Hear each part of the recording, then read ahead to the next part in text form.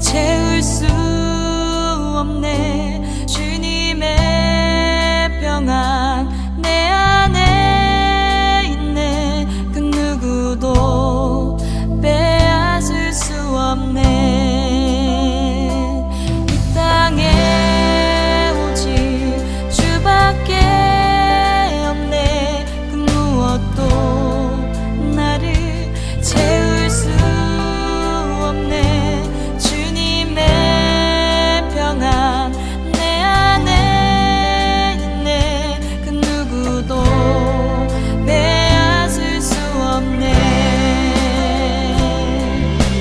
세상은 변해가고 소망은 힘을 잃어도 변함없이 붙드시는 그 구원의 손길. 폭풍이 몰려와도 두려움 물러가네. 우릴 위해 싸우시는 그 손을 의지해.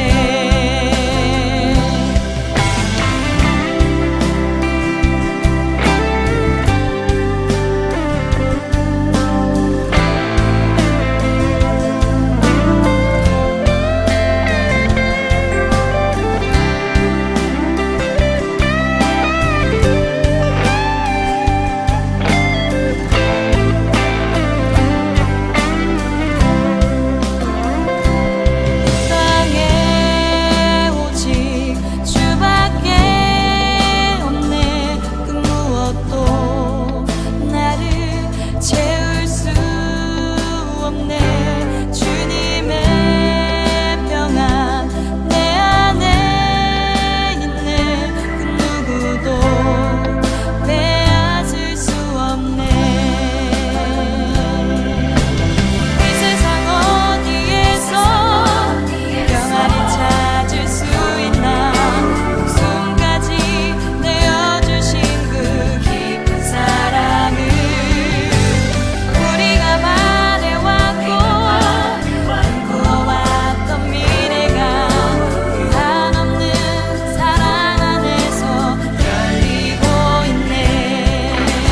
세상은 변해가고 소망은 힘을 잃어도 변함없이 붙드시는 그 구원의 손길.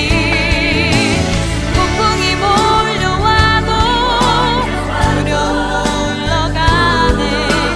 우릴 위해 싸우시는 그 손을 의지해.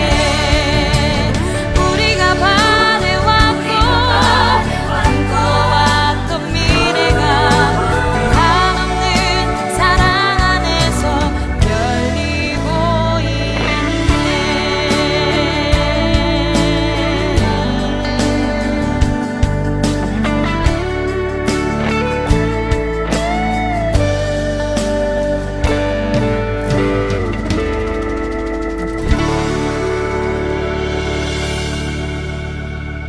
오늘 함께 묵상할 말씀은 누가복음 23장 1절로 12절 말씀입니다. 1절, 무리가 다 일어나 예수를 빌라도에게 끌고 가서 고발하여 이르되, 우리가 이 사람을 보매 우리 백성을 미혹하고 가이사에게 세금 바치는 것을 금하며 자칭 왕 그리스도라 하더이다 하니, 빌라도가 예수께 물어 이르되, 내가 유대인의 왕이냐?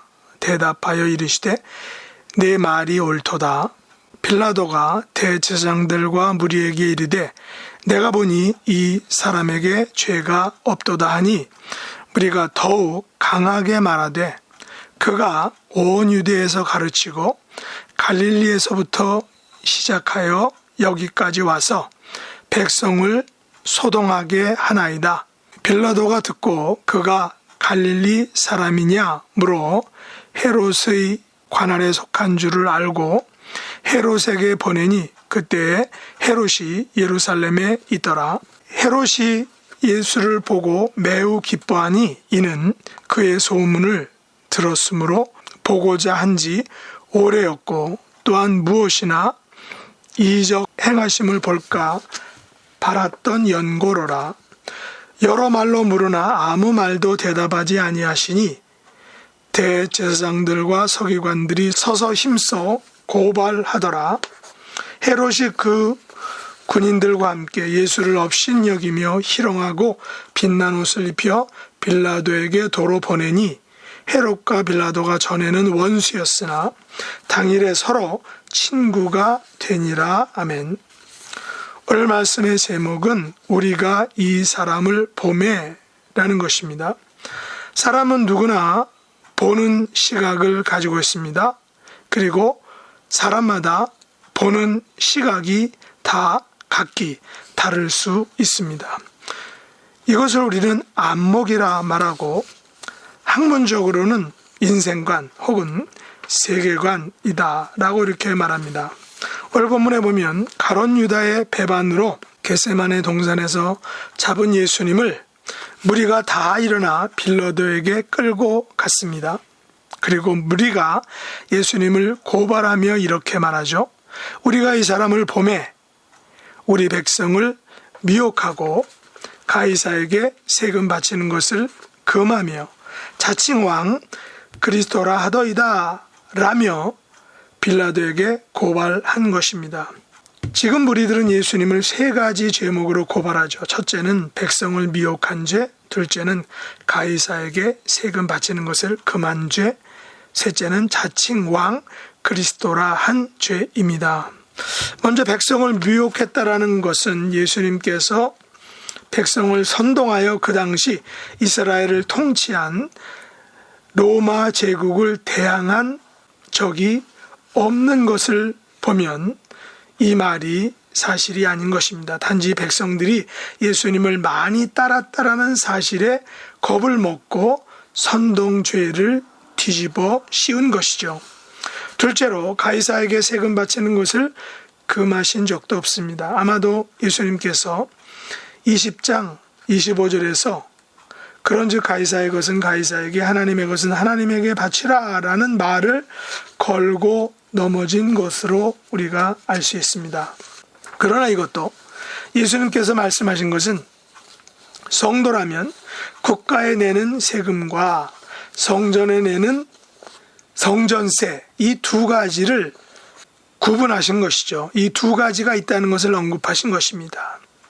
이 두 종류 즉 세금과 성전세를 구분할 수 있어야지 이 둘을 혼동하면 안 된다는 그 취지로 말씀하신 것입니다.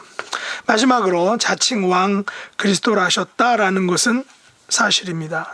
그러나 자칭 그리스도 즉 메시아라는 그 사실은 정치적인 왕이나 군사적인 왕으로 로마 제국을 위협하거나 무너뜨리려는 왕 혹은 그런 정치적인 군주가 아니라는 사실입니다. 예수님은 자신을 정치적인 왕이나 군사적인 왕이라고 말씀하신 적이 한 번도 없습니다. 예수님께서 자신을 왕 혹은 메시아라 인정하신 것은 이 세상 나라의 왕이 아니라 바로 하나님 나라의 왕, 바로 평화의 왕이다라는 사실을 말씀하신 것입니다. 요한복음 18장 33절 이하에 보면 예수님께서 빌라도에게 당신의 나라에 대해서 이런 말씀을 하셨습니다. 내 나라는 이 세상에 속한 것이 아니니라. 만일 내 나라가 이 세상에 속한 것이었더라면 내 종들이 싸워 나로 유대인들에게 넘겨지지 않게 하였으리라. 이제 내 나라는 여기에 속한 것이 아니니라. 다시 말해 위에서 예수님의 말씀하신 것은 예수님의 나라가 무엇인지 어디에 있는지 확실히 말씀하신 것입니다. 예수님의 나라는 이 땅의 나라가 아닌 바로 하나님의 나라, 하나님께서 통치하시는 나라라는 것입니다. 그러므로 무리들의 예수님을 본 이 시각, 세 가지 시각은 모두 틀린 것입니다. 지금도 우리 주변 세상 사람들은 예수님을 아직도 이들 세 가지 시각으로, 세 가지 범주로 보는 사람들이 많습니다. 심지어 그리스도인들 중에도 이렇게 잘못 생각하는 사람들이 있다는 것이죠. 실제로 잘못된 사이비 기독교 지도자들은 예수님을 내세우며 성도들을 미혹합니다. 가이사에게 바치는 것을 금하고 하늘나라 창고를 언급하면서 결국은 자기에게 바치라고 말하는 것입니다. 심지어 어떤 교주들은 자칭 왕, 선지자, 그리스도 즉 메시아다라고 자신을 드러내고 있습니다. 그러나 미혹의 영으로 인하 이 같은 황당한 주장을 믿고 따르는 불쌍한 영혼들이 우리가 살고 있는 세상에 있다는 것은 참으로 놀라지 않을 수 없는 일이고, 이것을 위해서 우리는 기도해야 한다는 사실입니다. 이 같은 무리의 주장에 대해 빌라도는 단도직입적으로 묻습니다. 내가 유대인의 왕이냐? 그러자 예수님은 예스란 직답보다는 내 말이 옳도다란 간접 화법을 사용하시죠. 의미론적으로는 예스라는 것이죠. 물론 예수님의 예스는 정치적인 유대인의 왕이 아니라 하나님 나라의 왕, 메시아란 의미에서의 예수입니다. 그러자 빌라도는 대제사장들과 무리에게 내가 보니 이 사람에게 죄가 없도다 라고 선언을 해버립니다. 그러자 무리가 더욱 강하게 소리를 지릅니다. 그가 온 유대에서 가르치고 갈릴리에서부터 시작하여 여기까지 와서 백성을 소동하게 하나이다 라고 더욱 강하게 소리 지릅니다. 무리들은 예수님의 가르침과 출생지인 갈릴리를 언급하며 그 예수님이 백성을 소동케 했다라는 그런 소동죄, 반역죄로 뒤집어 씌우며 강조하고 있습니다. 사실 유대인들에게 가르침은 매우 신중한 것이죠. 잘못된 가르침에 대해서 유대인들은 매우 민감했습니다. 게다가 갈릴리 지방은 예로부터 야당성이 강한 소위 반란의 근거지였다는 것입니다. 이것을 빌미사와 예수님이 반란의 뿌리인 갈릴리에서부터 예루살렘까지 백성들을 선동한 정치적인 모사꾼, 반역자라고 밀어붙였던 것입니다. 이것은 빌라도를 움찔하게 했습니다. 그리고 빌라도를 움직였다는 것입니다. 그래서 빌라도는 그가 갈릴리 사람이냐라고 물었죠.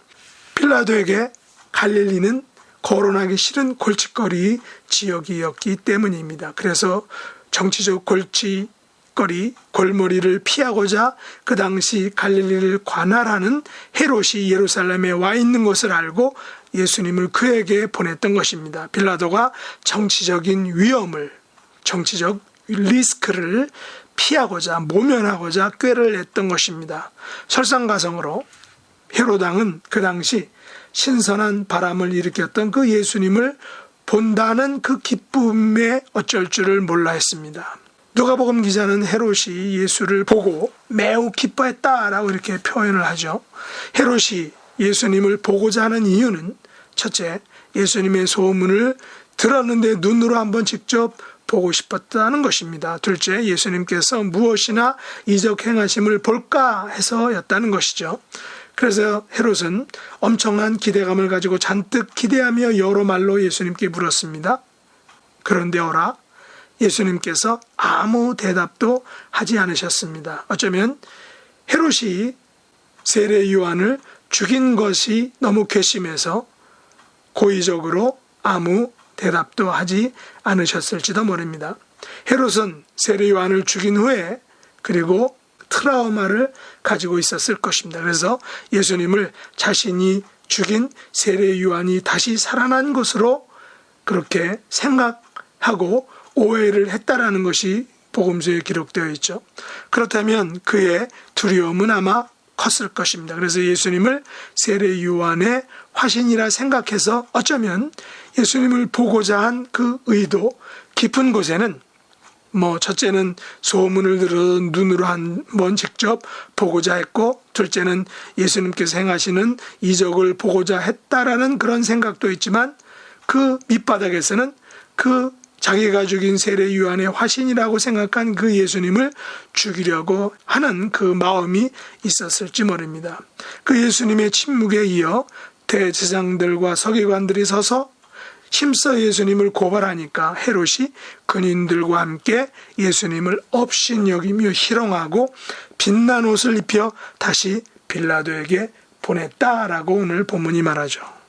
헤롯이 예수님을 업신여기고 희롱하고 빛난 옷을 입혀 빌라도에게 보낸 것은 헤롯 왕에게는 정치범이나 혹은 신성모독죄를 범한 그 사람을 처벌할 권한이 없었기 때문입니다. 모든 죄와 사형 집행은 로마 제국의 통치자, 로마 제국에서 파견한 통치자요, 그 나라를, 이스라엘 나라를 다스렸던 빌라도 총독의 고유한 권한이었다는 것입니다. 그렇다면 빌라도 총독은 예수님의 무죄를 선언했음에도 불구하고 정치적으로, 법적으로 책임자였기 때문에 예수님을 죽음에 내어주었던 것입니다. 비록 위에 언급한 세 가지 제목에 대해서 하나도 해당되지 않았지만 빌라도는 무리들의 소리와 협박에 이끌려 자신에게 불리하게 돌아갈 정치적 그 위험, 리스크를 피하고자, 모면하고자 예수님을 무리에게 그냥 내어주는, 그래서 십자가에 못 박을 수밖에 없는 그런 정치적인 판단을 했던 것입니다. 결국 이것이 역사적으로 빌라도의 통치하에서 못이 바뀌었다라는 역사적인 사실로, 팩트로 남아있는 것입니다. 그 당시 명목상의 왕인 헤롯과 정치적 실질적인 권세를 가진 빌라도는 서로 견지하며 좋은 사이가 아니었을 것입니다. 그런데 예수님을 죽임으로 얻는 정치적 그 유익, 정치적 그 이득 때문에 서로 친구가 되었다라고 오늘 누가복음 기자는 말하고 있습니다. 그래서 오늘 우리가 읽는 이 아침 향기 필자는 이 둘 사이를 급조된 우정이다라고 이렇게 제목을 붙였죠. 오늘날 정치판이나 교회 공동체나 자기들의 유익을 위하여 급조된 우정을 만들고 과시하는 모습을 종종 봅니다. 그러나 역사는 헤롯과 빌라도에 대해서 어떻게 평가하고 있는지 우리가 안다면, 그것을 기억한다면, 생각한다면 그된 우정을 우리는 매우 조심해야 한다는 것입니다. 우리가 사람과 세상을 보는 눈, 안목, 세계관을 우리의 경험과 판단이 아닌 믿음의 눈으로, 그리고 말씀의 눈으로 정확하게 볼 수 있어야 한다는 사실입니다. 이런 성도와 교회가 될 수 있기를 예수님의 이름으로 축복합니다. 기도하겠습니다. 하나님 아버지, 저희들이 사람과 세상과 사건을 보는 안목, 세계관을 세상적인 시각이나 급조된 우정이 아닌 믿음의 눈으로, 말씀의 잣대로 볼 수 있도록 은혜 베풀어 주시옵소서. 그래서 실수하지 않고 죄짓지 않고 하나님께 영광 돌리는 성도와 교회가 되도록 은혜를 도하여 주옵소서. 성령님께서 연약한 저희들을 지켜주시고 인도해 주시옵소서. 예수님의 이름으로 간절히 기도드립나이다. 아멘.